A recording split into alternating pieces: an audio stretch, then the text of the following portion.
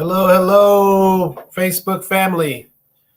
Elevate episode 84. Elevate episode 84. Competition. Competition. So I thank you for coming out. You can see I'm in the great city of Victoria, Texas. We say all the time that we are practitioners. We're just not here spewing so-called knowledge or wisdom or whatever. We're actually in here doing it, making things happen. Uh, Benefiting from the wins and taking the hits from the losses, right? But Elevate episode 84 competition. So let's get everybody involved. Let's see what comments we have. Tamika's on. Good to see you. My wife is on. Ann is on. Good to see you. Mother Brenda's on. Very excited about today's topic. When I tell you these things, I'm not making it up. I kind of wish I can get rid of these beds that are behind me. I'm up here looking at them like, man, I really look like I'm in a hotel room. But at the end of the day, uh, hey Shay, it's good to see you. It's good to see you. Uh, yeah, you ain't kidding. She said the background at home looks a lot better. You're not kidding. We have these screens. I just don't have the stands. We have these fake backgrounds at the house. I haven't used them in a while. But if I'm going to be in this hotel for the unforeseeable future on Wednesdays, maybe I need to bring some stands and change that background because that is not a good look. But definitely really appreciate you guys coming out. I have a powerful topic to share competition. I really can't. Hey, Karen, thank you for coming on.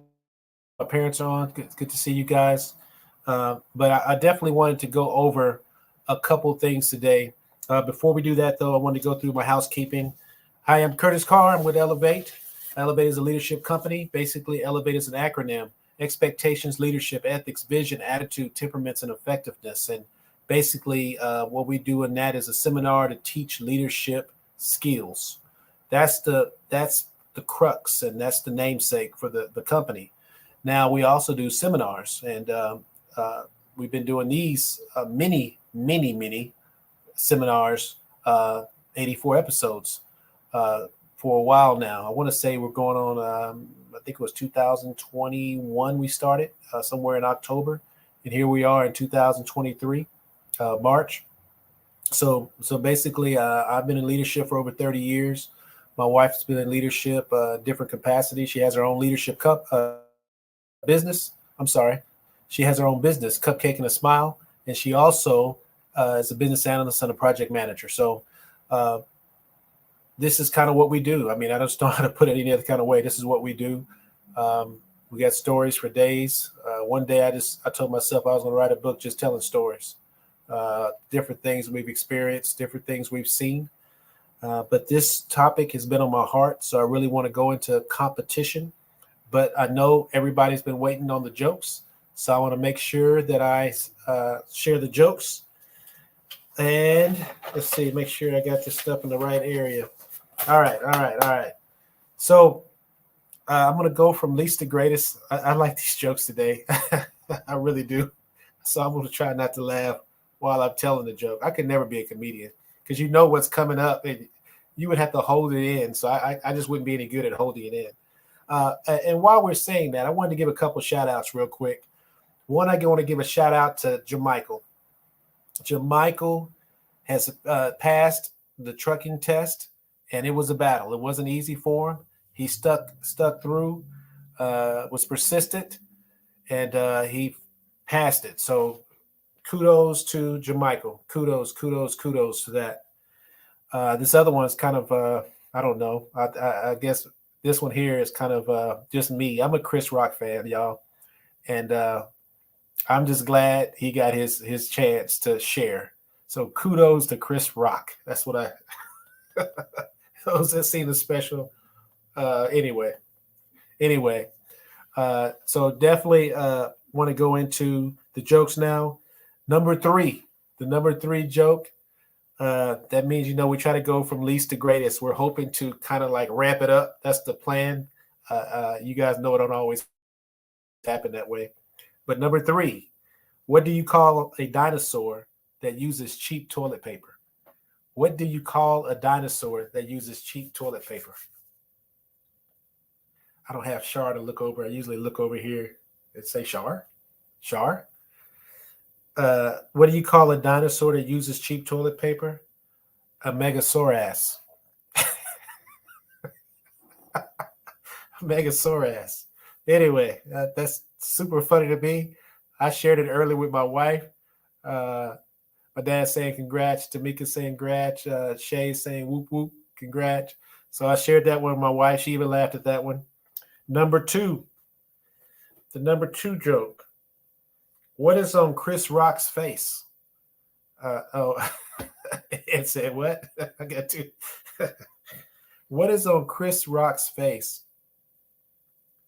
This is a bad one. Fresh Prince.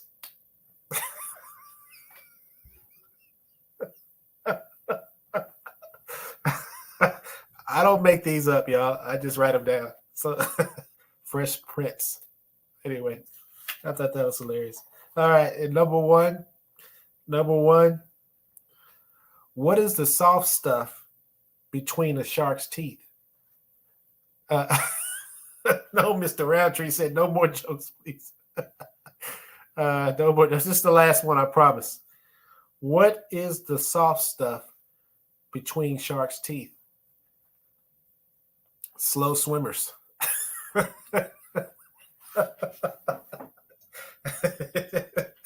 So anyway, those are the jokes for today.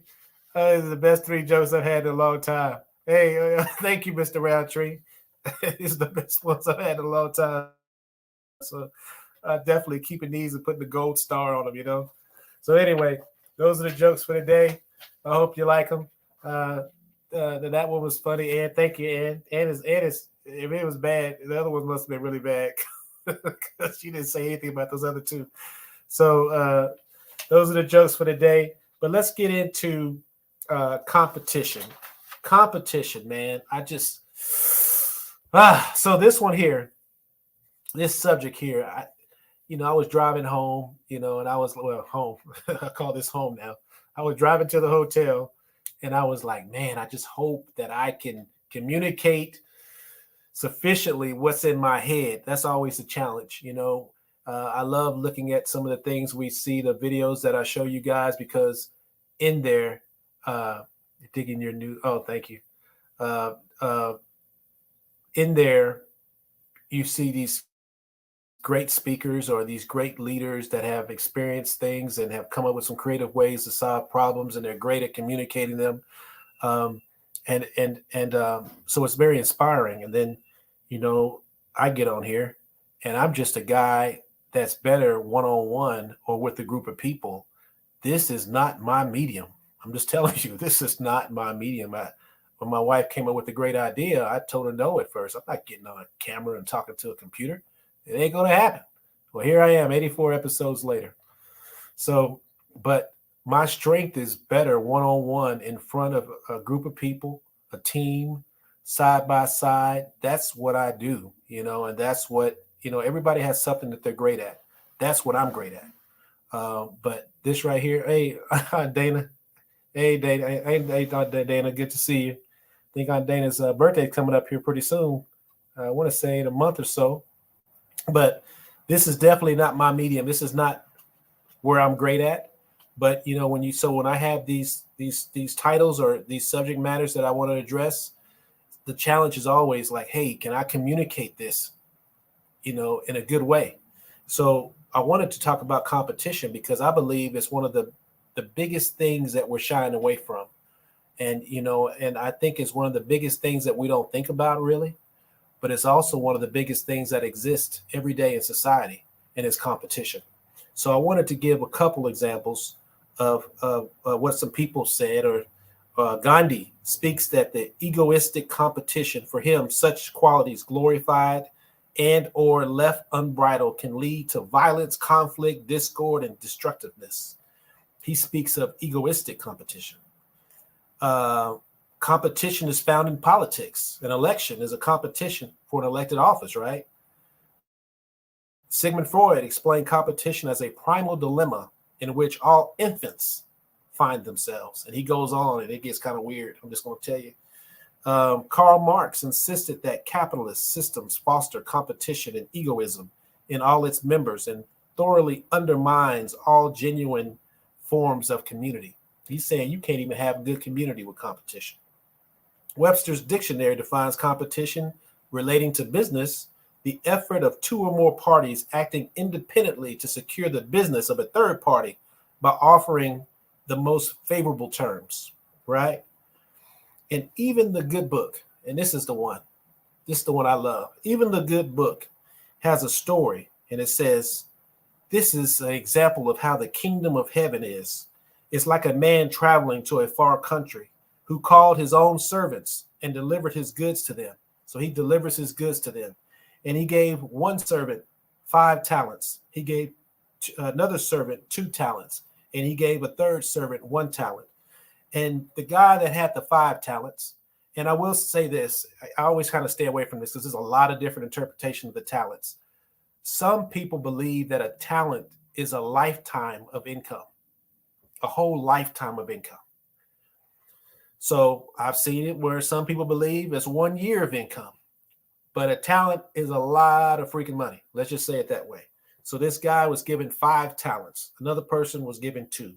One person was given 1. So the person with the 1, he increases to 10. The master tells him, well done, did a great job. We're going to give you kudos, and you're faithful. And since you're faithful over what I gave you, I'm going to give you even more. And then the person with 2 increased it to 4. So they great job. He said, great job. I'm going to give you even more because you were faithful with what you got. Told him the exact same thing. But the third one, he had 1 and he buried it. He didn't increase it. He didn't even get in the game. He didn't even compete. He didn't even try to make it better. He told him he was wicked and lazy and he was going to cast him into outer darkness. And you say, well, what does that have to do with competition?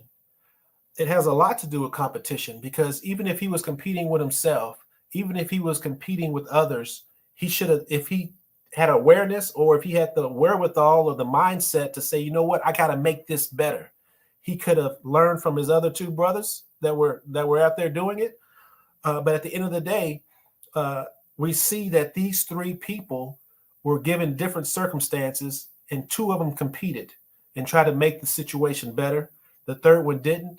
And the one that didn't do anything, he gave that 1 talent to the one that had the 10 and gave them 11 because he was the guy that did the most. So even if the 3 people didn't realize they were competing in the master's eyes. Because when the one person didn't do anything with it, he gave that 1 talent to the person who had the 10. He skipped over the person who had the 2, right? So what am I saying? I'm saying there's competition in the kingdom.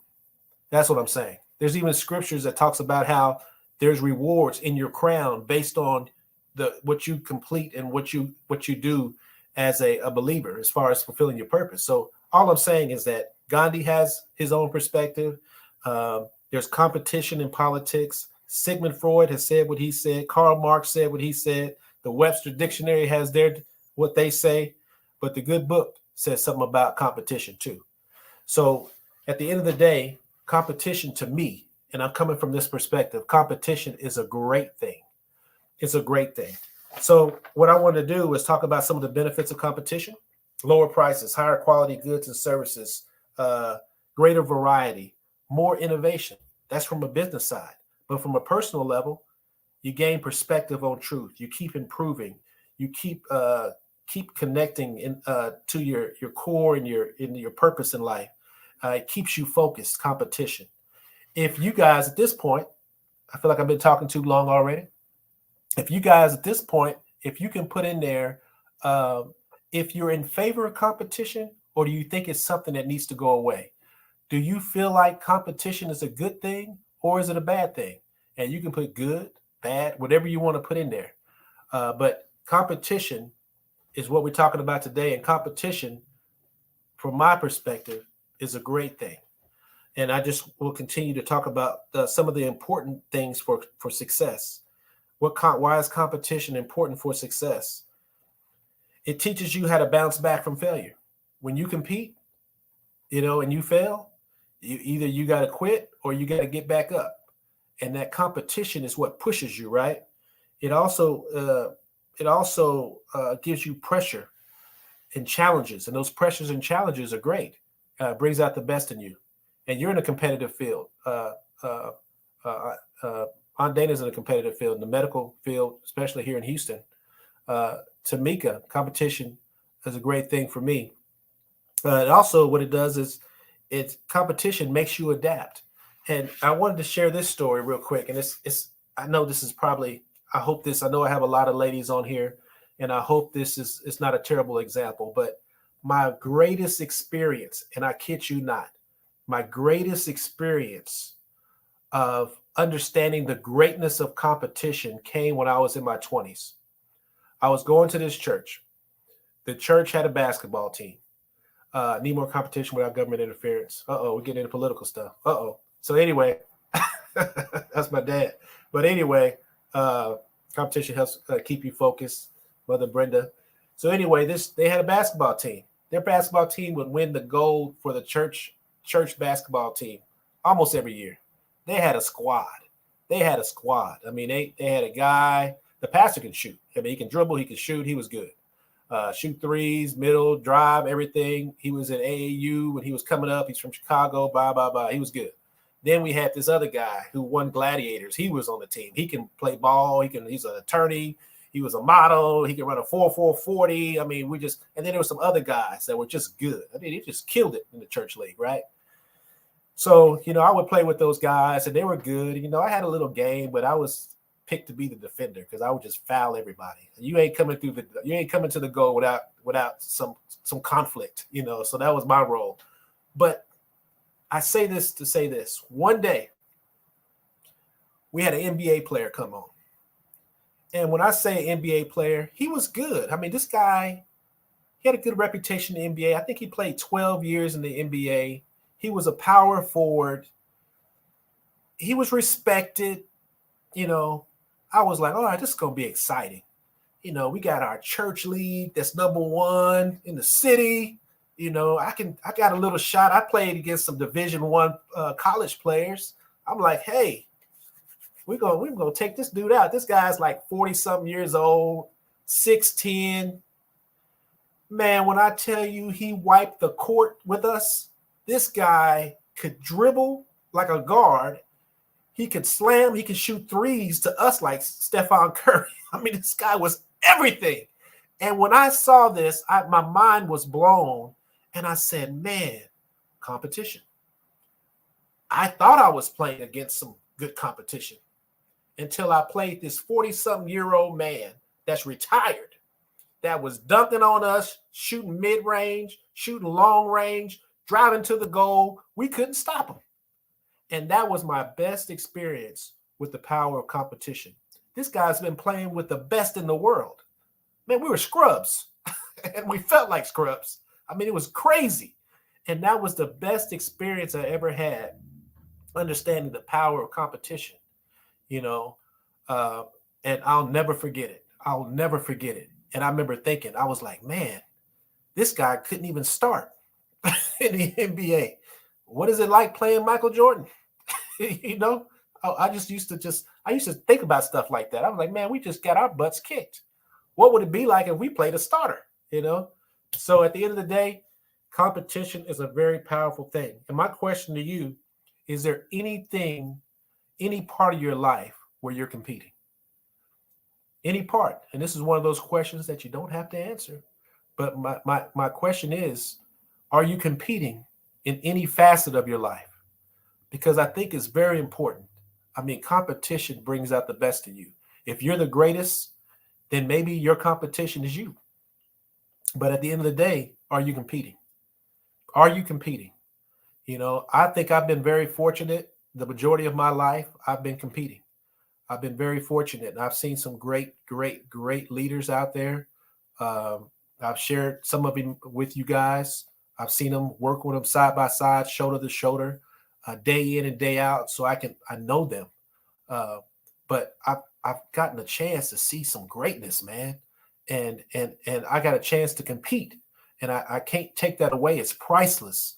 So it'd be hard to teach a leadership program to share something like this in this kind of form without ever talking about competition.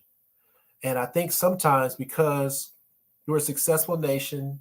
People got money. And I know success can be, some people say we're not successful, but there's people with money. I think we forget that we still need to compete, right? Every day I compete against myself when I'm writing, trying to be better than I was yesterday. Awesome. Awesome. So the other question I would ask is uh, my challenge is that my challenge, I would say, not a question. My challenge would definitely be to, if you're not competing in any area of your life, to start competing today. Maybe today is a day where you start thinking about what area you need to compete in. If you're competing in your job, that's fine. I mean, but just not to have any area in your life that you're competing, man, that's not good. You have to have an area that's bringing out the best in you because you're still living. Your purpose is still existing. I'm one of those people that believe if you didn't have any purpose, you would be dead. So if you're still living, there's purpose. And what I'm saying is that in some facet of your life, there needs to be some competition. Shardell Kai will not stop competing. He is playing every sport today. I told Shar, I said, Kai just want to get out the house. I told him, Kai playing soccer. He playing soccer. I ain't never seen him with a soccer ball, but he playing soccer, and he made the team, of course, because he can run for days, and he's athletic, so they put him on the team. I think if there was ping pong, he would play ping pong. He just likes to compete. So Kai is something else, man. I think he is going to grow taller than me. I tell him no, you're not, and I keep telling him that. But to you guys, I'm going to tell him I think he's going to be taller than me. So the other thing I wanted to say about what is it, 722? And the ultimate goal, and I hope I didn't miss over it, because my overall objective was just to bring awareness back to competition. I feel like we don't talk about it. We just kind of deal with it. We just live our days, and we don't think about it every day that we are in a competitive environment, especially with our kids. I definitely don't feel like overall we train them up like we're in a competitive environment, right? My other objective was to plead and encourage everyone on the call and the people that listen to the broadcast later on to never stop competing, to find something and just compete, because man, it brings life. It brings life to you. All right. Ann said, congratulations. So the last thing, well, close to the last thing, is the ultimate goal to competing is to win, right? I mean, that's the ultimate goal, is to compete is to win. If you guys are still there, chime in. If this is a off subject to you, let me know. I can handle criticism. I get told who I am and what I should be doing all the time by people I work with. So please, if this is something that connects with you, let me know. If it's something that doesn't connect with you, let me know. Because what I do in these broadcasts is I go live my life, and then we have experiences. I see trends throughout the business world through leaders I talk to or people I work with, and then topics become a heavy burden to me. So then I come back to the table. But competition to me is that thing that needs to be talked about more, needs to be prepared for more. We have all these studies that say where we rank in education. We have all these studies that say where we rank in our military and how our schools do in certain states and all this kind of stuff. But it's like it's not really talked about when you see people. We watch sports, right? But we don't. Mr. Roundtree said to compete to win. That is a good one. But at the end of the day, we compete to win. It's a great reminder to always do your best. And then the last thing I wanted to say is that there's really three mindsets to winning. I believe, and I got this from somebody else, and when something rings true, it rings true. So, you compete to win, and there's really three mindsets to winning. You have some people that compete to finish, and that is a win. Especially, let's say the guy that runs the marathon or the gal that runs the marathon. You run a marathon, you finish that thing. That's a win. Maybe you weren't in the top 50 or the top 250, but you finished it. So to compete to finish is not a bad thing. That's a win. But you have other people that compete to win a championship or to be the best, and they win one. That's another level, right? Sport teaches you to be ready for competition, right? So that's the second level. You got people that compete to win, but they're trying to win to be the best one in that race or to be the best person. Shar said, this is great. I agree. Competition is needed to keep us driven in business. We are taught to look at our competition in the form of, I was going to bring that up. I knew I was forgetting something. The SWOT analysis, the T is really the competition. The T stands for threat in SWOT analysis. So what is your competition doing out there? The threat to your business. So SWOT analysis is, I meant to put that on my thing. Thanks for bringing that up, Shar. But there's a third level when it comes to a mindset of winning. And that's the people that win at winning. That's the third level. So you got the people that win to finish. You got the people that win a championship. They're the best at it. Maybe they won one championship, maybe two. But then you got these people that win at winning. They got multiple championships. Those are the ones that you hear about being the GOAT. You know those people, whether it be the tennis player, the basketball player, the football player, the Tom Brady, whatever, or the CEO that did a great job at his company and they keep bringing him back. He retires, they bring him back because nobody can run the company like he does, but they win at winning. That's the third level. And that's a powerful level, and those are the people that you see, they're different. And no matter how much we want to tear them down based on how successful they are, some of us want to tear them down. They just have a different mindset. I've been lucky enough to meet some people like that. They just win at winning. Their conversations are completely different than mine. I want to get there. Shar said, hi, I didn't even know this was in your notes. We are so connected. Even you are miles away. Oh God, we're getting sappy. So anyway, she put 4 hearts. I don't even know how to put hearts on the doggone comment line. But anyway, so competition to me is near and dear. And when I talk to my guys, I don't see sometimes it in their eyes that they're competing. They don't understand that you are competing against people across the city. You are competing against people that are up and coming.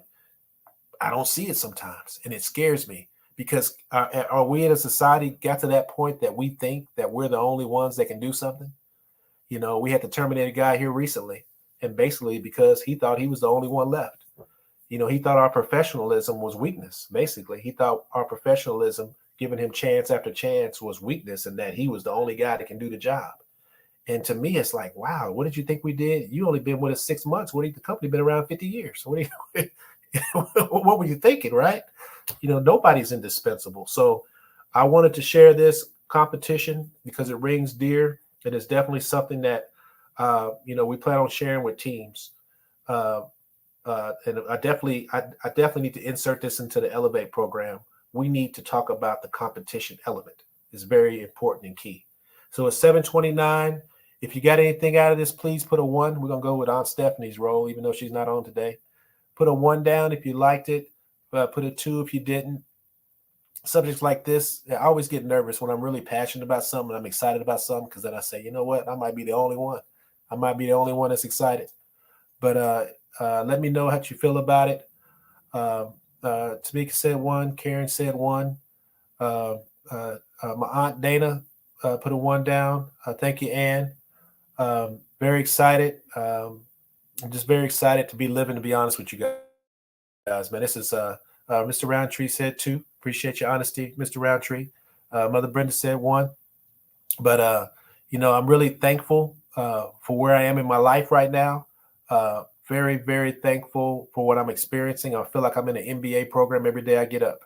I think this time next year I'll be in a doctoral program, learning a lot. Oh, Mr. Roundtree said, just joking. Man, anyway, me and you gonna have to talk one day. I get some stuff. My dad put a number 1 down. But anyway, at 7:30, Mr. Roundtree, we're gonna have to talk one day. So anyway, really appreciate you guys coming on. Of course, we'll be on next week, and I still will be in this city. Tuesday, Wednesdays, and Thursdays, I live in Victoria, Texas, where there's a Grandy's and a Peter Piper pizza. That's what Grandy's is. That's what Victoria is to me. A Grandy's and a Peter Piper pizza. You guys have a great one. Remember, be intentional, focus on growth, and elevate now. Thank you.